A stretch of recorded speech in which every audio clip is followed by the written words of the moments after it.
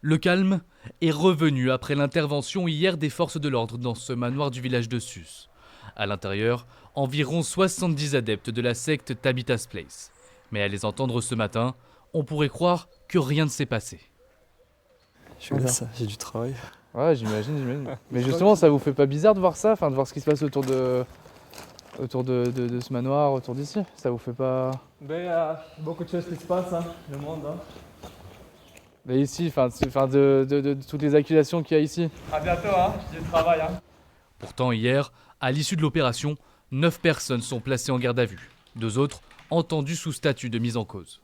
Il revendique l'utilisation de petites baguettes pour contraindre et sanctionner des enfants qui n'ont pas respecté un certain nombre de règles. Voilà.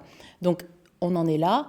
Il ne s'agit pas de fantasmer sur des violences qui seraient outrancières au-delà de ça. Pour autant, ce sont des violences caractérisées qui ne sont pas dans les termes de ce qu'autorise la loi pénale. Et à ce titre-là, je souhaite que le juge d'instruction puisse faire toute la vérité sur la caractérisation de ces infractions.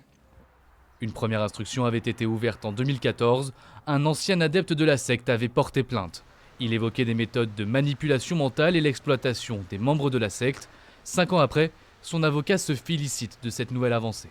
Il est réconforté de savoir que la justice n'a pas abandonné son travail. Ce que je demande, c'est que l'instruction franchisse un pas, que l'on mette en cause les responsables de cette secte, qu'ils soient mis en examen pour les faits qui leur sont reprochés, pour les violences, mais aussi pour le travail dissimulé.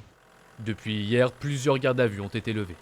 Une personne a été déférée devant le juge d'instruction, placée sous contrôle judiciaire et mise en examen pour des faits de violence sur mineurs de 15 ans.